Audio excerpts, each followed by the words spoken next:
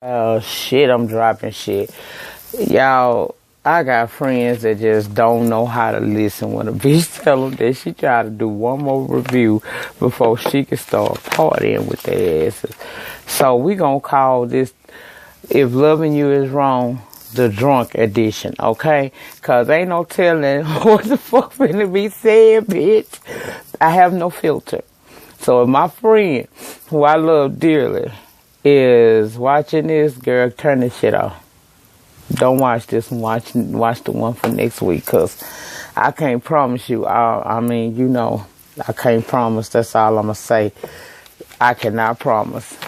I almost could tell you I'm finna fuck this all the way up. But If Loving You Is Wrong, season 4, episode 10. An Evil Alliance, and that indeed it was, child. We got Eddie down at the hotel. He done picked up some old girl at the bar, and old girl goes back to what I'm assuming is a room with him. She thinking that he really interested in her, and he tell her he interested in being in her, kind of like in the box, you know what I mean? Well, she like, no, really, I thought you liked me. So he tell her, his old arrogant ass gonna tell that girl that she must need some foreplay, and he gonna stretch out on the bed for her to perform oral on his old raggedy ass. Probably ain't got no child. Okay. And she acts like she prepping to do such, and I be like, child, you got this man laid across his bed. He actually in the book of his mind think that he finna get fellatio performed on him. Child, please. You know, Eddie, that serotonin in his brain don't never be quite shook up right. But anyway, she goes to do what I assume was go to the bathroom. And child, here come a few goons out there. And then through the front door of the hotel room, in comes Julius. And it ain't hear none of this shit. Ain't none of that was heard by him. Close my door because I'm recording. Close the door. Child, the family don't hear you when you talk to them. Anyway, that was some faulty ass writing if you ask me. But anyway, I ain't mad at you, Tyler. I still love you because you came back better this way. But anyway, he laying on that damn bed, and child, Julius coming in and put that gun up on that old piece of meat he got. You know that meat went from hot to cold, for real. But he like, well, I know I heard your old man died, so if you're going to kill me, go on kill me. But shoot me in my body or somewhere like that, because I was born pretty and that's how I want to leave out. I holler. I said, Eddie, if you don't sit your motherfucking ass down somewhere, you stupid motherfucker, you better. Child, he say, go on kill me. So Julius playing around like he gonna shoot him, but when he shoot the gun, it ain't nothing in the chamber, so he don't get shot, child. He like, go on, stop playing with me and go on do what you gonna do. He like, shit, you rushing there?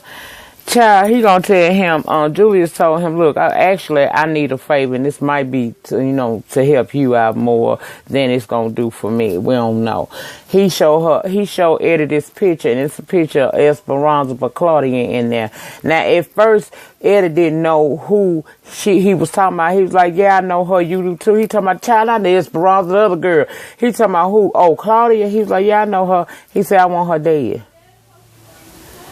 Yeah, I want her dead. But here's the stipulation. You got to make sure that it's done in public and it has to appear like there is nothing, no foul play involved. It's got to come off like an accident.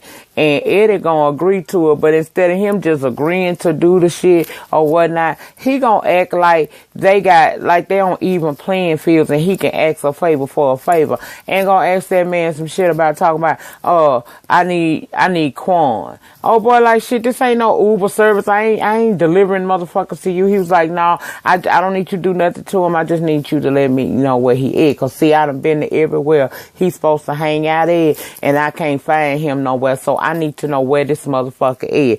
So the wheels in Julius' head gets to turning, and he decides, oh, okay, well, we're going to do a 3-for-1.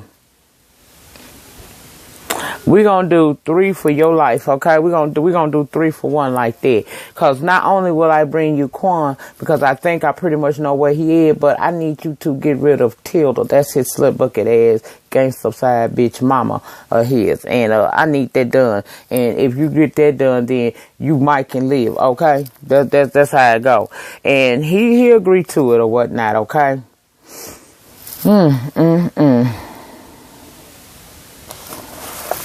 Child, too much.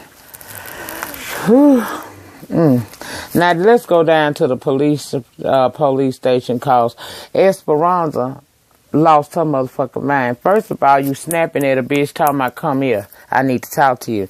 Girl, I don't know where in the continental US of A that you can snap at a sister and not get your ass tore out the frame. Even some of my vanilla sisters will fuck you up, as well as my brown sisters, the Latino community might fuck you up. You fuck around and do that, hell, I know some Asians that might put some gently on your ass. Girl, don't do that. But she come out there to speak to her. She automatically is assuming that she done busted Claudia.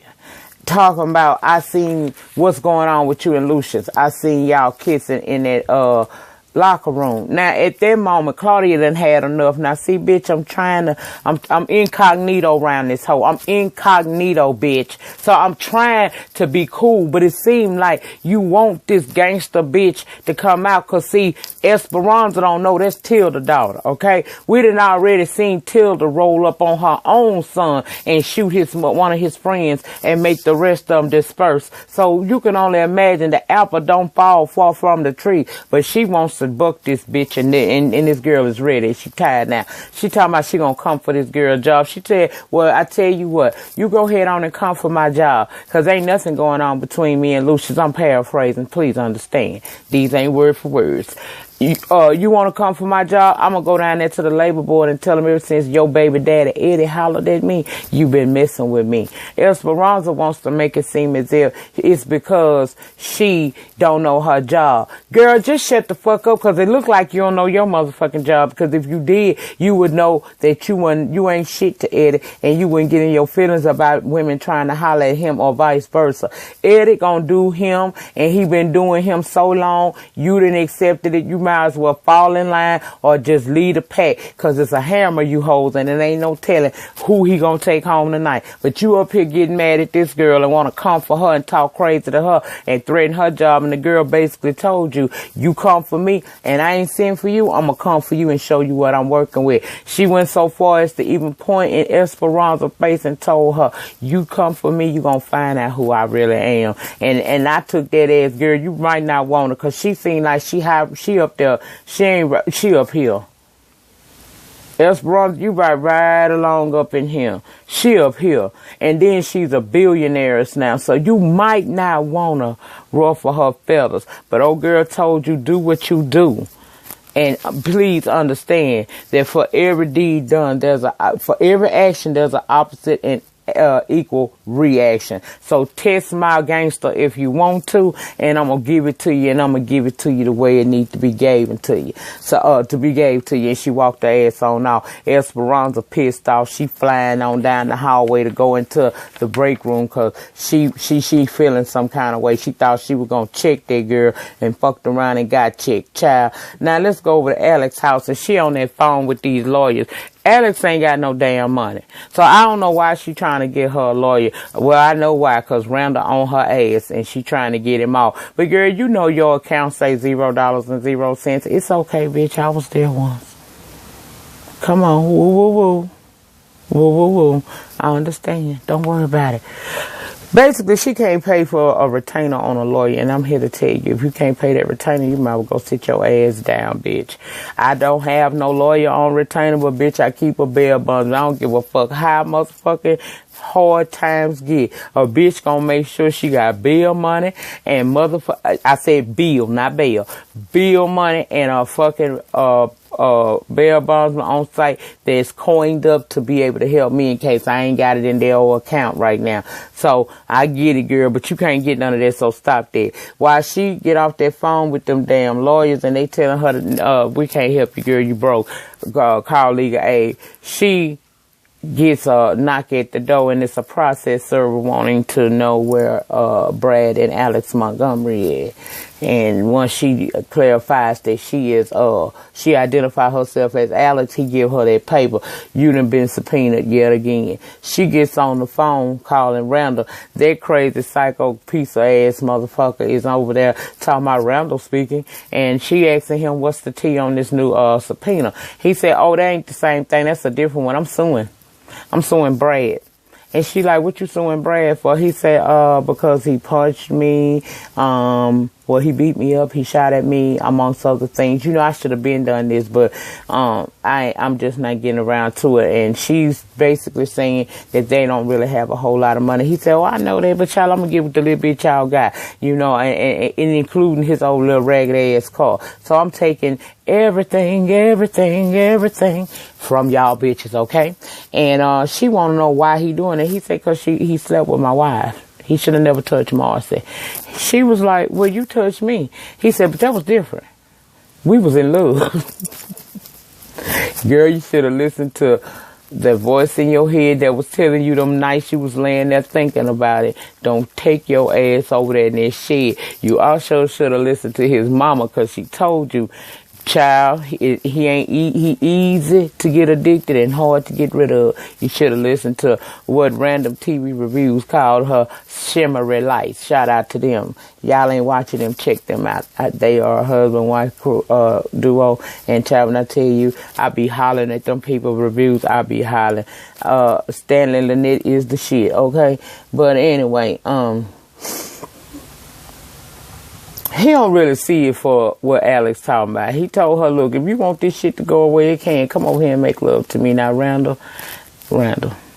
you psychotic piece of shit. I understand that a whole lot of shit passes by you. They say smart people, really highly intelligent people, ain't got not a lamb lick of common sense. But this bitch right here is super crazy, because you know this girl ain't been to see no doctor yet. And you even mentions that, oh yeah, you probably ain't been clear about a doctor. Just gonna bring my baby over here. You know that girl ain't trying to have you around that baby. Even though it's y'all child, you already know what the tea is. Child, he told her he'll see her in court. Now let's go over Kelly. She at home in her motherfucking feelings, because remember last episode she went over to Ramsey house, and out the back of the room comes this chick in some little short shorts, and she feeling some kind of way about that. She over there sitting on her couch damn near about to lust herself to death when she caught herself and went and sat on her other couch so that she can't have a direct view of Ramsey chocolatey smooth sexy ass. So as she's sitting on her second couch where she can be out the view of all that chocolate on display there, here come a knock at the door. Child, now this is where you know Ramsey is either slow or he was playing with her emotions, which we found out is he's slow, okay? When it come to women, he's slower than a motherfucker. He done seen old girl over there with the booty shorts on to ask for a wine opener. Now, child, she said he can't find his. You know Kelly ain't took that right. Kelly mad as a motherfucker. She said, well, you tell him that he needs to get his ass up, get in his car, and go around the corner and buy him a wine opener.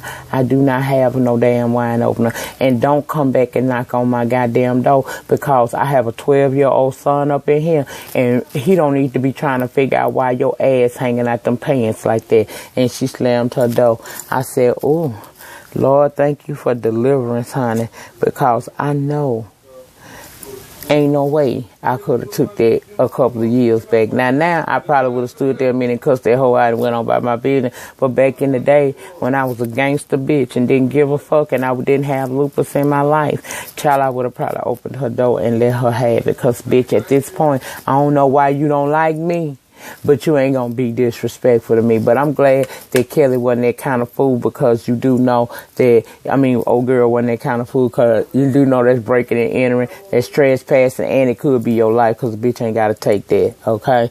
Kelly mad because her potential dick got another hoe over there. I was like, girl, are you mad or not? Yeah, she was mad, child. She was in her motherfucking feelings. She done slammed that door in that damn woman's face. She ain't had to treat her like that. Okay, soon as she get out slamming that door, she get her ass on the phone with Esperanza motherfucking ass, okay? She over there on the phone with motherfucking Esperanza, and they both in they fucking feelings. Esperanza mad because she done been checked in the police station by Claudia, and Kelly mad cause her dick has got another bitch over there, or her potential dick, how she see it. They are debating on who gonna talk first. Esperanza wind up allowing Kelly to talk first. Close the door, cause Skeeters is coming now. Close the door. The outside door. Anyway, she and her feelings cause other situation. She explains to Esperanza that she had actually been invited by Ramsey over there for a backyard barbecue, to which she turned down because how you gonna invite me over there and then you got this bitch cooking for me and I don't even know her, and I'm thinking that you gonna be my next dick and you acting like you ain't, and I'm confused and I'm feeling some kind of way, so no bitch, I don't want to come over there. Now Esperanza seemed like she was like, girl, you might be thinking a little too hard on this situation. Malik, I'm doing a review. Malik, I'm sorry about that, y'all. I have to let shit flow tonight, cause you know I can't edit and tweak right now cause the computer down. But yeah. So she tell her, you know, she tells her, girl, you might be going too far with it.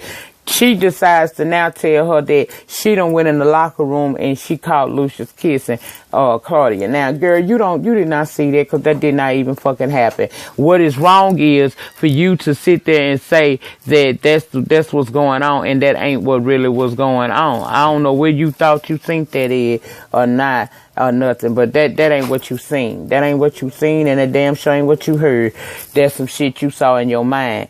But she's sitting up there saying she should go over and tell Natalie this shit. Why would you go over there and tell Natalie some shit like that to fuck up her whole day, and when you don't know exactly what you talking about? See, that's how people get their ass whooped, Esperanza. You spend too much time worried about other motherfucking people business, bitch, when you need to turn the spotlight on self and figure out what the fuck is wrong with you. Why are you such an unhappy hoe? And it's deeper than Eddie, because what Eddie does, you allow. So she decides she gonna go over there and tell her that, and think she gonna drag Kelly into the shit. Kelly, I ain't said shit. I ain't going over there and tell that woman that. Did you forget I had Marcy and Alex mad at me? One was mad at me because I didn't tell nothing, and the other one was mad at me because I told the other one to look closer, so I ain't getting in that shit. But you can call me and let me know what the 411 is when you finally do get a chance to holler at them and shit. You know, you can do that there. You can. When you find out what's up, you can come holler at me and let me know what's up with that situation. And Esperanza mad because, you know, Misery always wants some motherfucking company, but Kelly ain't going, okay? Next thing, we down at that police station again, and Captain is corrupt as hell, is what we found out. He done called Eddie and Stevens into his office to find out who was messing with his computer. Of course, Steven is not fitting to take no charge for no shit he ain't do. He say Eddie is the responsible party. So Captain say, Eddie, let me holler at Eddie a minute by myself. And he go to talk to Eddie, and he tell Captain, Julius came to see me. He want me to kill old girl in there.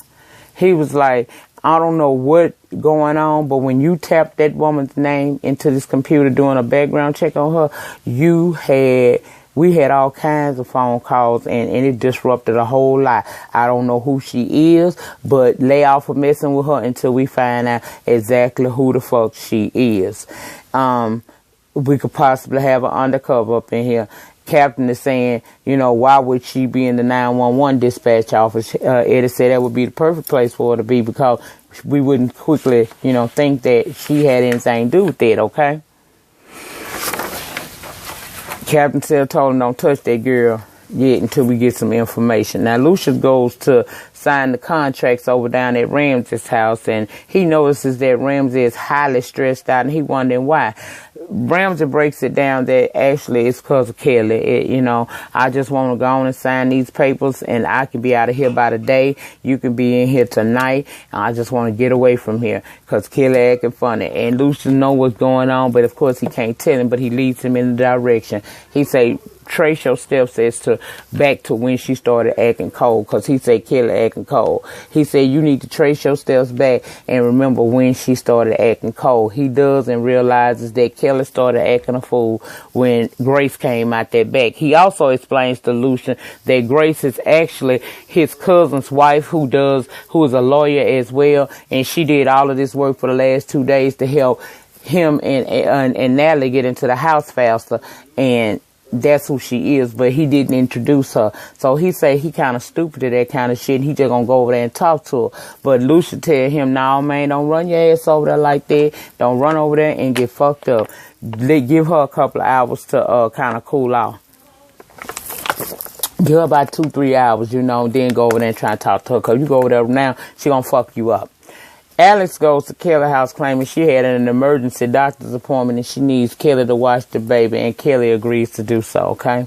Next we see Esperanza pussy popping her messy ass down to Natalie's jaw to tell her she went in the locker room and Claudia and Lucious pushed away from each other. Now, I thought you said you seen them kissing. Now you done said that you saw them pushing away from each other. She says she don't know what's going on. Side question. Didn't I tell y'all that this bitch, never mind, I'll talk about that later. Well, Natalie, bitch, when you gonna realize you winning? You keep doing the very thing he asked you not to do. You know something going on with your man. You don't know what, but you know something going on with him. So why would you take the word of Esperanza? See, if Esperanza would spend more time worried about Esperanza, she would be able to know how to deal with that thing called Eddie. But she down here done fucked up your day telling you this shit, and you talking about he just proposed to you, and the bitch gonna say to you, well, maybe I shouldn't have said nothing. Well, maybe, you shouldn't, because you did not tell her the right information. You talking based off of what you think and not what you saw. But this dummy is gonna fall for it. And my thing is, if I was Lucious, I'd let Natalie ask. I'll let her wind up going back to the projects, because clearly she don't want to stay nowhere nice. She don't want to be happy. She want to stay in the projects working at the burger joint for the old man that talks to her like he crazy from time to time. Child, listening to somebody like Esperanza, and she done procreated with that thing called Eddie any motherfucking way. Child, whatever. So Eddie, we see a scene where Lucious go down there to that convenience store, the one that Ben, and all of them been going down there trying to get that tape. And the man in the store is like, shit, is something going on? Because you about the third officer to come down here. He said it was another one down here that was tall and had eyes like a deer. That would be Andrew. He even showed it to him on the camera. So Lucious goes back to the police station, and he has a locker room discussion with Andrew after he made sure the place was secure with no other officers in there. And basically, Andrew is like, look, something going on down here in this department. He said, I think it starts with Ben, because I think Ben do a lot of stuff for Eddie, because Ben is a drug addict. He said that night that you came in to the hospital and you seen me there, he said Eddie and Ben was plotting to kill Pete, okay? And Pete is the one that obviously has the tape, because he's the one laying in the hospital bed. He said that wall out there is not a memorial to these dead rookies. That is Eddie's wall of fame. Every last one of them cops on that wall, Eddie done had something to do with their demise. And I don't know what to do. Should I go to internal affairs? I done tried to get in with Eddie. He ain't interested in my motherfucking ass. So, I don't know what to do. Lucious tell him, what we gonna do is we gonna report to each other. That's what we're going to do. We're going to report to each other. You just lay low and be careful. Okay? He leaves out of there. Eddie get on the phone with Larry Lamont and them numbers and say he got a situation that needs to be taken care of immediately, and he hangs up. So now we know 2 things for sure. We know Claudia undercover in some capacity, and we know that Lucious is as well, and we also know that Andrew is not probably undercover, but he has become unaware of what's going on. That's why Lucious telling him to be careful, motherfucker. Don't go out here doing nothing. You talk only to me, okay? Now, Eddie go back to this captain. Captain done said he received a call from Baltimore. It is indeed a plant in the department, and he pretty much gave him the green light to go on and kill old girl. So we're going to see Eddie try to comfort this girl in this next 90-minute review, because that's going to come up next week with this 90-minute show, the finale, because clearly we know that he gonna try to take her out, not only for his own sake, but for the sake of you know, this girl being in that department and finding out all his tea, child. If I missed anything, y'all put it down in them old comment sections. I think I tried to hold this shit together as best I possibly could, considering that I am tipsy as a motherfucker. But anyway, child, in the meantime, in between time, please like, comment, subscribe. I will see you guys back Monday night. Peace.